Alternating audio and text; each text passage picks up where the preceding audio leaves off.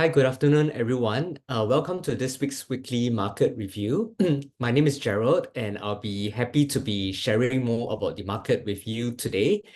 You probably noticed that Sunny, my co-host, is actually not here today. It is the June holiday, so he's just taking this week off.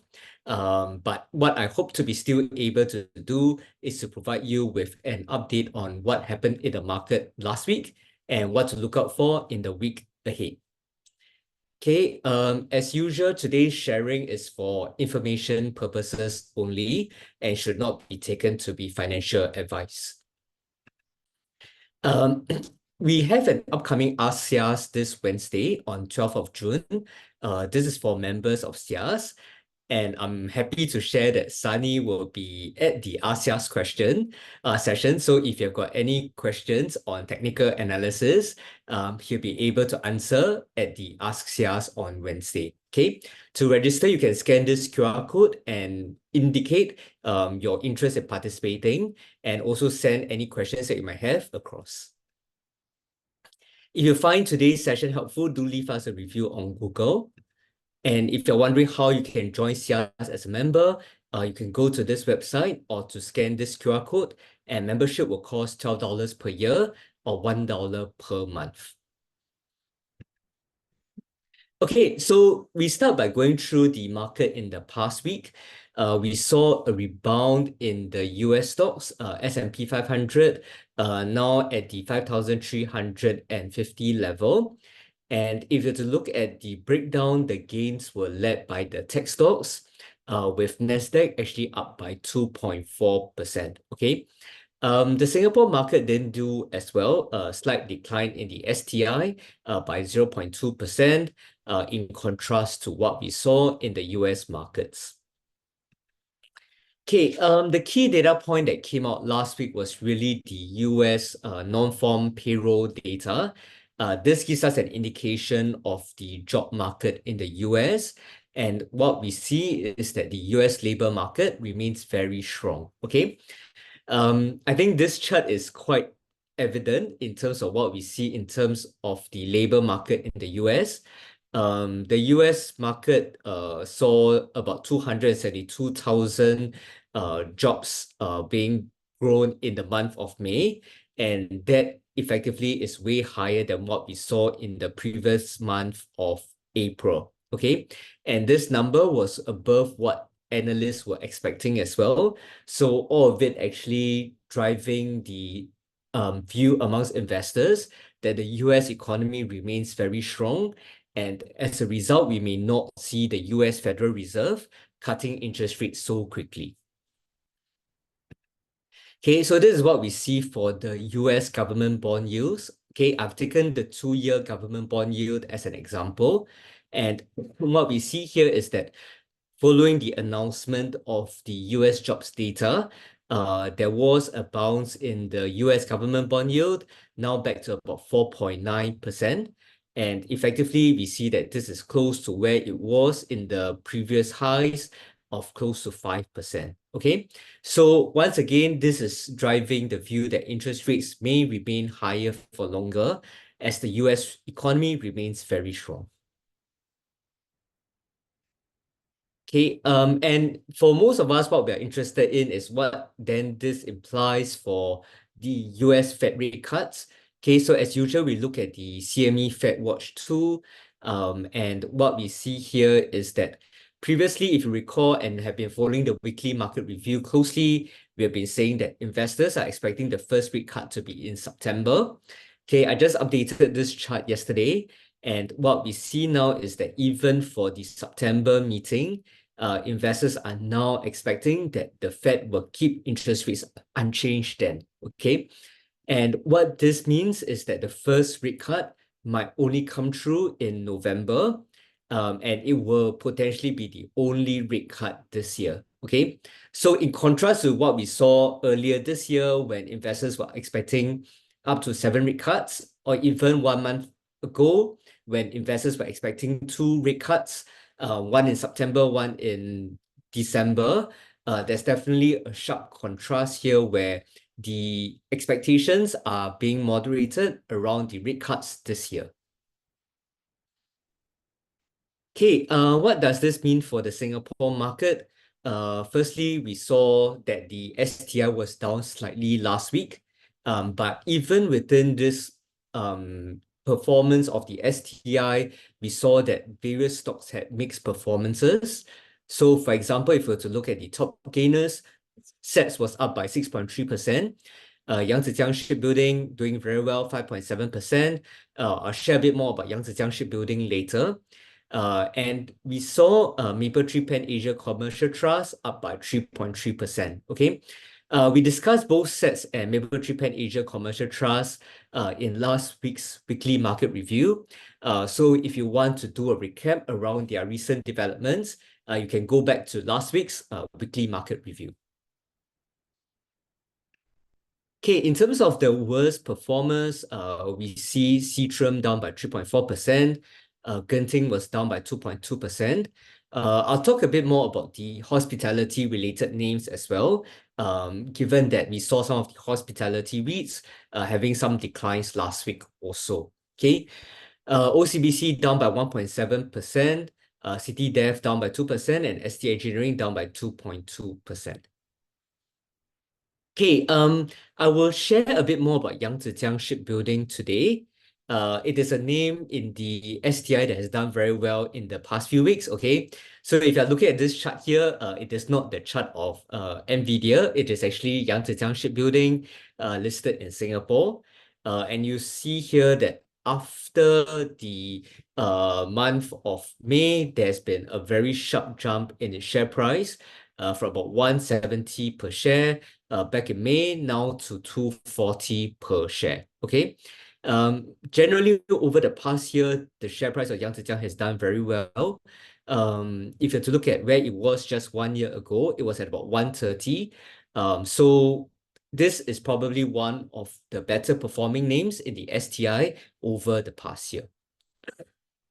Okay, so you might be wondering what is driving this very strong performance of Yangzijiang Shipbuilding. Since it is not related to AI, it is not a tech stock, how come the share price has done so well? Okay, first and foremost, we see that Yangzijiang Shipbuilding has had very strong order wins over the past year. Okay, in 2023, they had $7 billion worth of orders. And year to date, as of May, they are already at 3.32 billion worth of new orders. Okay. They've set for themselves a target of 4.5 billion of order wins this year. So with the 3.32 billion of orders through May, they already achieved 74% of their full year target. Okay, so a name that is actually doing better compared to even their management forecast and analyst forecast, based on the order win momentum, which has been very strong in the first 5 months of this year. Okay, you might be wondering where are these orders coming through from? It is a mix of different vessels, including container ships, LNG or LPG carriers, you've got some bulk carriers and oil tankers as well. But what is also a positive sign is that more than half of the new order wins are actually classified as your eco-friendly vessels. Okay, so this will include some of your methanol dual-fueled container ships. It will include your LPG carriers that it actually won so far this year. Okay, so not only is it securing new orders, it is actually securing orders that actually prove that the company's transition into eco-friendly vessels is actually taking shape. Okay, so with the new order wins, we see that the company's order book is at a record high of 16.1 billion. Okay, and this will include a mix of vessels, including oil tankers, you've got LNG, LPG carriers, bulk carriers, as well as container ships. And if you look at the trend over the past few years, effectively since COVID, it has been on a upward trend. Okay, order book of just 3.1 billion at the end of 2020, then went to 8.5 billion, 10.5 billion, 14.5 billion.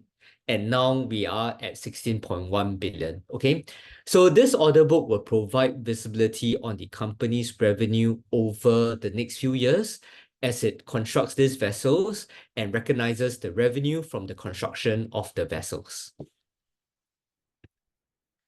Okay, in terms of what is driving this continued ordering activity, we see that a lot of the orders are coming through from oil tankers as well as the gas carriers. Okay, so in terms of the oil tankers, we see that this is driven by fleet renewal as well as increased sailing distance due to geopolitical tensions altering some of the shipping routes. Okay, so if you recall, earlier this year, we were talking about some of the disruption to the shipping route around the Red Sea.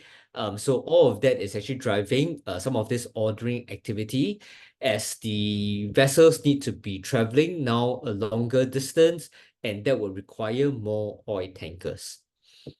In terms of the gas carriers, we are seeing increased demand as well. Okay, so this is driven by the energy transition as a lot of the energy supplies globally is now driven by gas. So that is also driving the increased demand for the LNG as well as the LPG carriers. Okay, so that is the ordering activity that we see. How is it translating to the earnings of the company? Okay, so we see here over the last few years, the revenue of Yangzijiang Shipbuilding has been going up from about 15 billion Chinese yuan in FY20 to 24 billion in FY23. Okay, so that is a very sharp increase in line with the growth in its order book. Not only is its revenue increasing, we see that the profit margin of Yangzijiang has been going up as well, okay, from 13.8% in 2021 to 22.4% in 2023, okay. So with the increase in revenue as well as the gross margin, we see that has led to an increase in the profit after tax of Yangzijiang, okay, from about 2 billion in FY21 to more than 4 billion in FY23. Okay, and together with the increase in gross margin, we have seen the increase in the company's profit margin as well. Okay, so that is Yangzijiang Shipbuilding. Next, I'll touch briefly on some hospitality-linked stocks. Because last week we saw some of the tourist arrival data coming out. We saw some of the hotel room rate numbers coming out. And that's actually impacted some of the hospitality-linked stocks, like what we saw for Genting Singapore just now. So we'll take a brief look at what this data is actually telling us. Okay, so we start with the tourist arrivals. I always use this as a data point to track the health of Singapore's tourism industry, as well as the performance of some of these hospitality-linked stocks. Okay, what do we see here? We have the main number at 1.28 million. Okay, so 1.28 million tourist arrivals into Singapore in the month of May. And that is a decline from April and a decline in March. Okay, so if you recall, in March, there was the Taylor Swift concert. So that actually helped to boost the tourist arrival numbers to a near-term high of about 1.48 million. But since then, we have seen a decline in the tourist arrivals in the month of April, and that's continued to weaken in the month of May.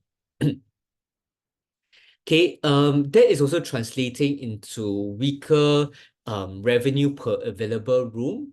Okay, so what is this revenue per available room, or RevPAR? Effectively, it is a combination of two things. It takes into consideration the occupancy rate of the hotel.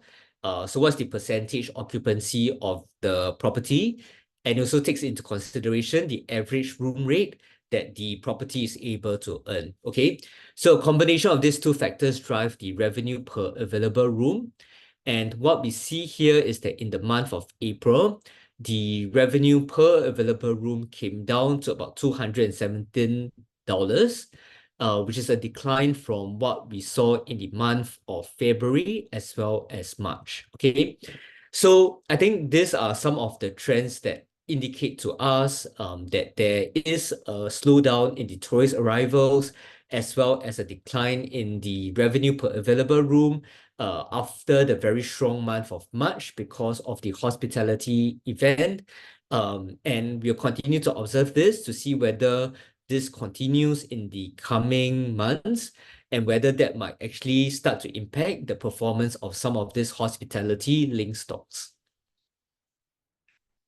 Okay, so in terms of the performance of some of the hospitality-related names, I took out the charts of Far East Hospitality Trust as well as CDL Hospitality Trust. Okay, so both hospitality REITs that have got some properties in the Singapore market. And I think we see quite a similar trend in terms of their share price performance.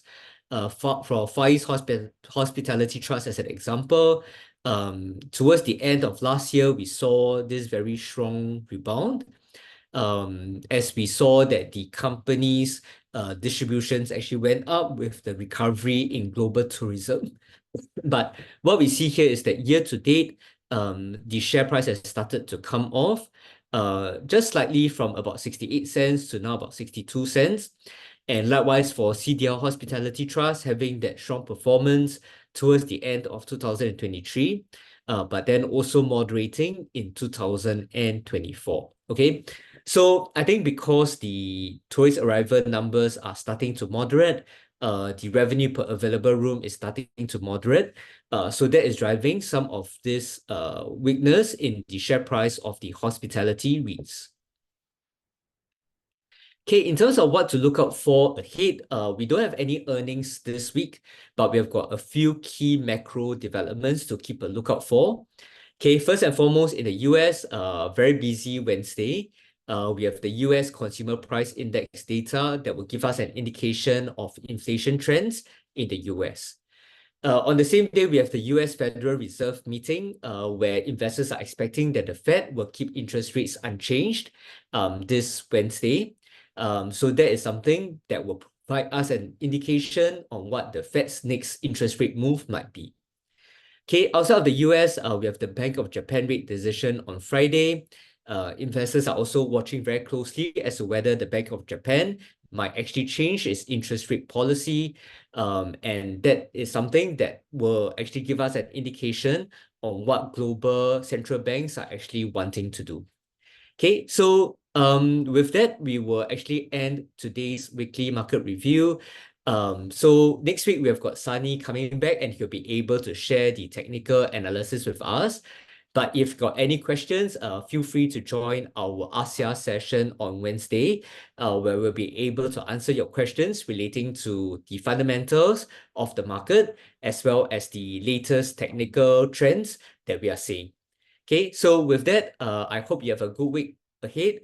Stay safe trading, and hopefully you'll be able to join us in next week's weekly market review as well. Thank you so much for joining us today. Have a good week ahead.